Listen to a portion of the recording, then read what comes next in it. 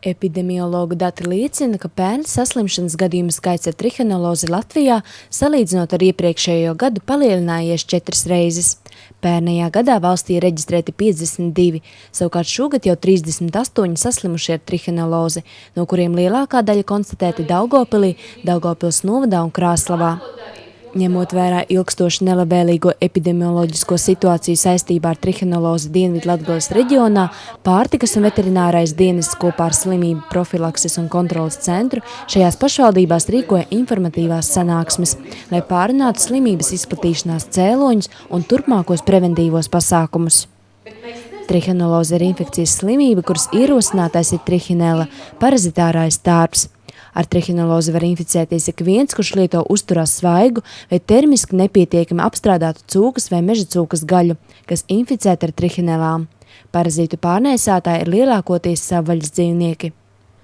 Speciālisti norāda, ka visbiežākais invāzijas avots cilvēkiem ir piemājas saimniecības, kurās tur cūkas pašpatēriņam un neveic gaļas veterināro ekspertīzi. Tā kā valstī nav noteikts pašpatēriņam paredzēto cūku skaits, izplatīta ir nelegālā tirgošanās ar gaļu, kas diemžēl nereti notiek arī oficiālās tirdzniecības vietās, piemēram, tirgū. Reaģējot uz trihinelozes izplatību, uzraudzības institūcijas pastiprināti veica pārbaudes Daugavpils centrālajā tirgū. Kā uzskata speciālisti, tas ir devis rezultātus, jo saslimšanas gadījumi ir sākuši sarukt.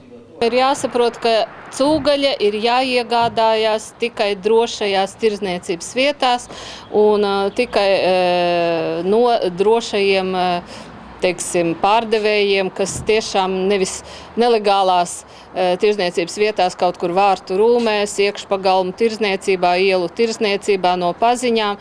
Tāpēc, ka ir jāsaprot, ka cūgaļa, kas nāk no legālām kautuvēm, no legāliem pārstrādes uzņēmumiem, viņa tiek laboratoriski pārbaudīta un tā ir droša. Ja? Bet tā cūgaļa, kas nokļūst nelegāli tirgū, tad šī cūgaļa nav droša un tāpēc ir jāuzmanās no šādas cūgaļas. Bet tam ir jāsaprot, ka ne marinēšana, ne sālīšana, ne arī saldēšana nevienmēr var iznīcināt šos trihinelu kāpurus, un tāpēc ir ļoti svarīgi termiski labi apstrādāt gaļu.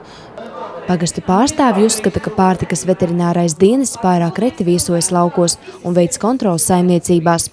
Tomēr vislielākā problēma ir nesakārtotā kautuļu sistēma. Ir diezgan sarežģīti atrast šīs laboratorijas, varbūt ne pat atrast, bet nogādāt līdz tām laboratorijām, kur ir ļoti maz.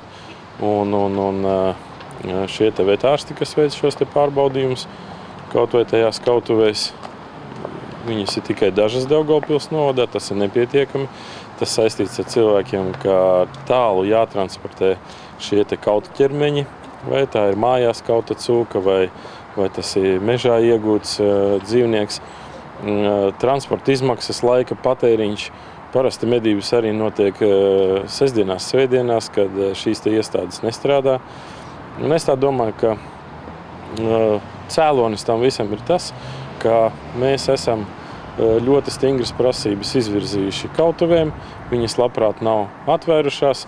Šobrīd pilnā spārā strādā uzpircēji, kam šīs kontrolas visas iet garām.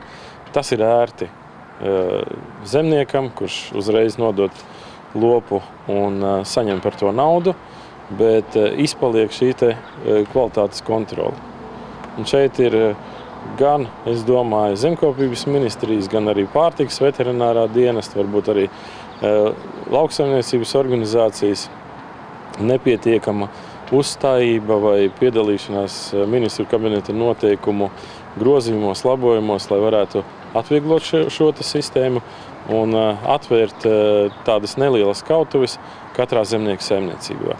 Par iespējām izmeklēt pašu patēriņam nokautās cūkas uz trihinelozi var interesēties gan pie veterinārārsta, gan PVD teritoriālajās pārvaldēs. Savukārt iedzīvotāji, it īpaši tuvojoties Līgo svētkiem, aicināti ievērot piesardzību, iegādājoties un gatavojot cūgaļu.